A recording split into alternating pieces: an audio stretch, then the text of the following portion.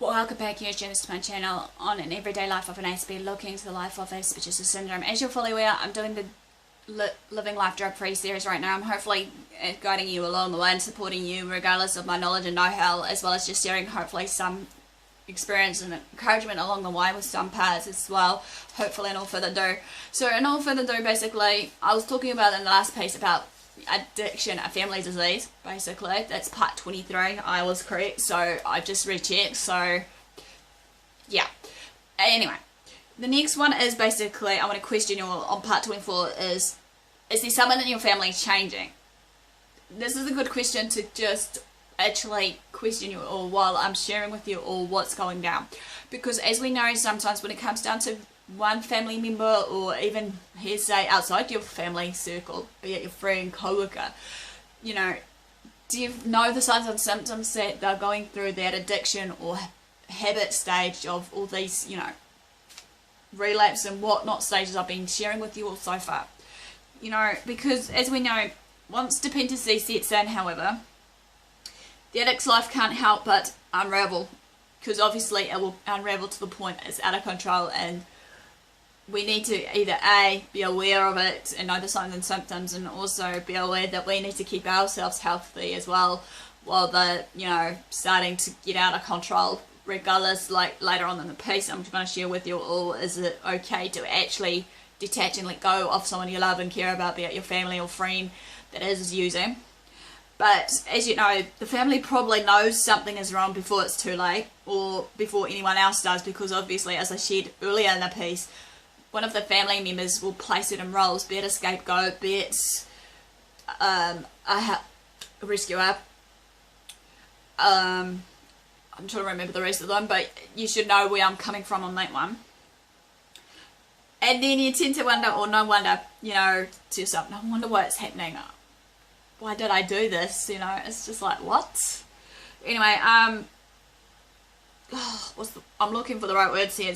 Bear with me, guys.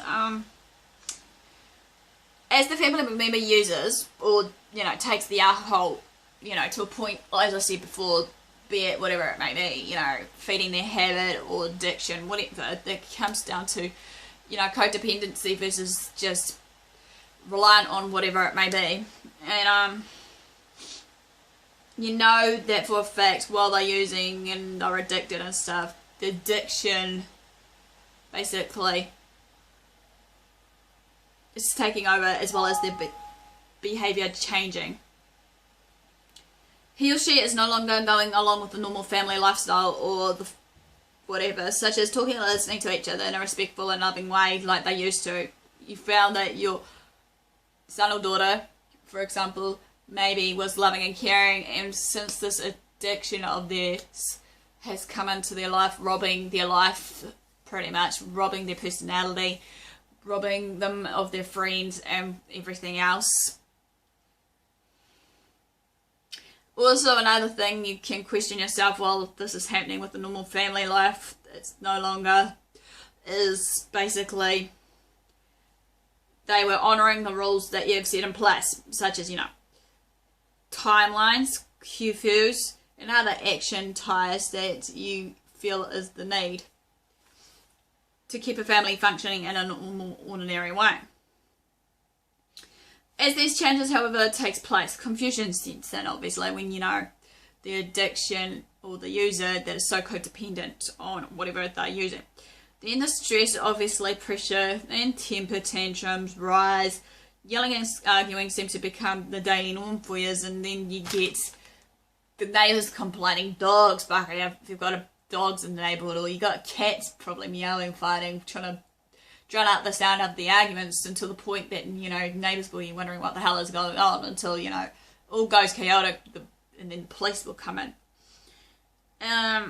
Family members look into the chemically dependent person's, you know, face and wonder what has happened to their little girl or little boy that they once knew.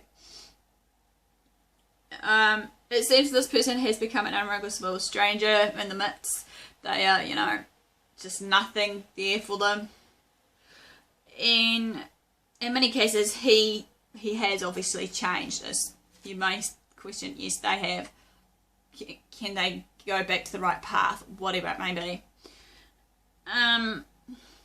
Again, that's by choice if they want to change or not, by breaking that habit or addiction, or whatever stage they're at of this habit and addiction.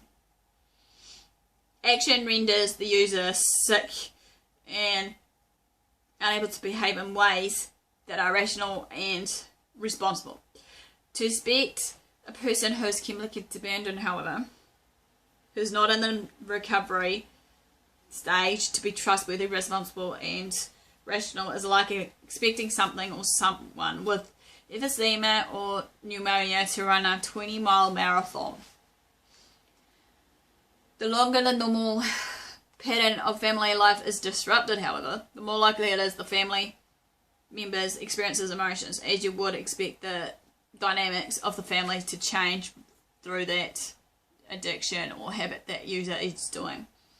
Sometimes each family member begins a new pattern of doing and saying things with an intent to keep the family feeling like everything is okay. Yet covering for that user is not good. However, as I said before, of the family members trying to be on those 4 or 5 roles I mentioned earlier, is not good, because obviously it prevents that person from being responsible for the consequences of his or her own actions.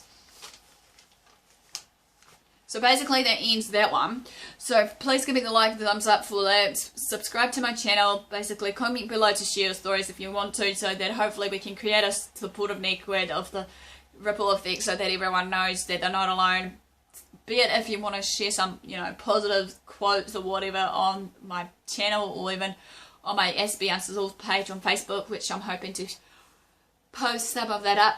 I've got some references coming up hopefully at the end of the series if you want to read up more, basically. So, and all for the dough, guys. Thanks for watching, and I'll see you all soon.